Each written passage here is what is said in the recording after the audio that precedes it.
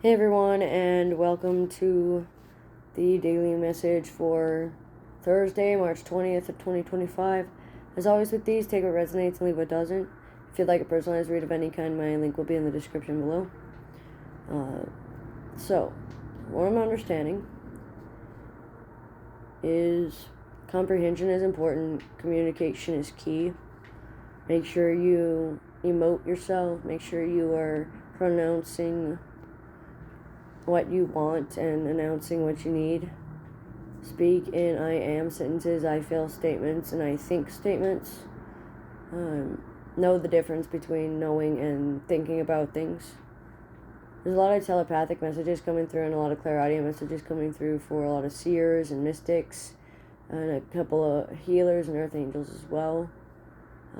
Learning your place in this world and learning your purpose is a big step in your spiritual journey, and it's happening on a day-to-day basis at this point, especially since this is the mark of the spring equinox in the northern hemisphere, and I believe that would mean the fall equinox in the southern.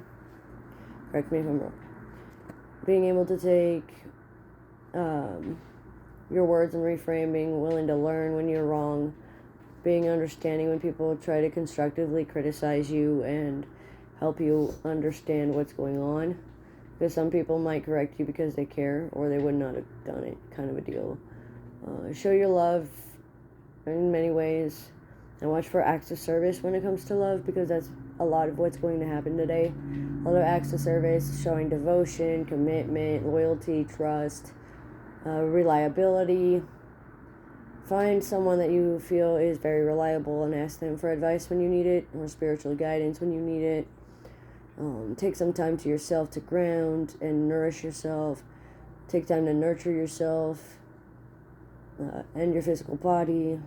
Work out your body. You'll be able to walk somewhere, take a walk, take a run, do jumping jacks, go swimming, do whatever you feel like you need to do to release that stress, because physical movement can help you release a lot of that.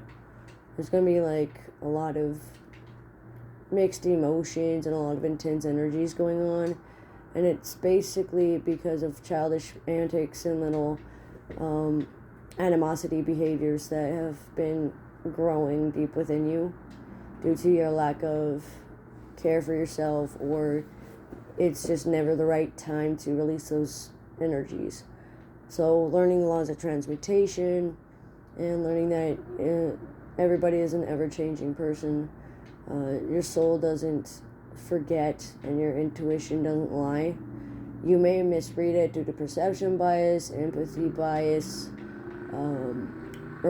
relativity bias, but just know that as long as you relax and you unclench your jaw and you move around your head a little bit and move your neck around, you'll be fine. Learning to shield, ward, ground, block, and protect yourself would be wise. However you feel safe. If it doesn't feel natural, then it's most likely not for you. Don't force yourself to do anything you don't want to do just because somebody says something or somebody does something or somebody responds a certain way.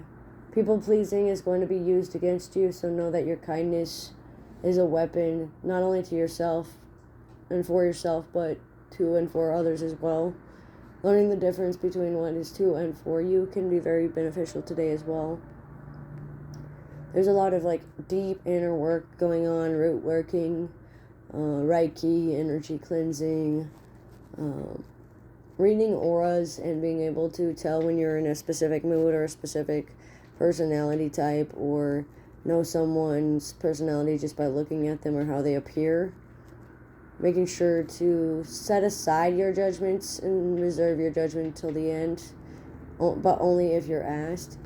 Stay objective and try to not personalize today, because there's going to be a lot of triggers today, a lot of trolling, a lot of people that have opposing opinions and differing arguments. But know that someone's right to autonomy is not yours to give away blindly. Knowing the difference between blind obedience and obeying because of your faith will be a wise idea to help you ascend. 4:56 on the clock will confirm that. It does look like there's a lot of ascension and awakening going on, a lot of kundalini work going on, a lot of snaky behaviors, talking to gods and demons and guides and angels and anthropomorphic beings that exhibit a lot of snake behavior, like cobras and pythons and vipers and garden snakes and Cornwall snakes, to name a few, red racers as well.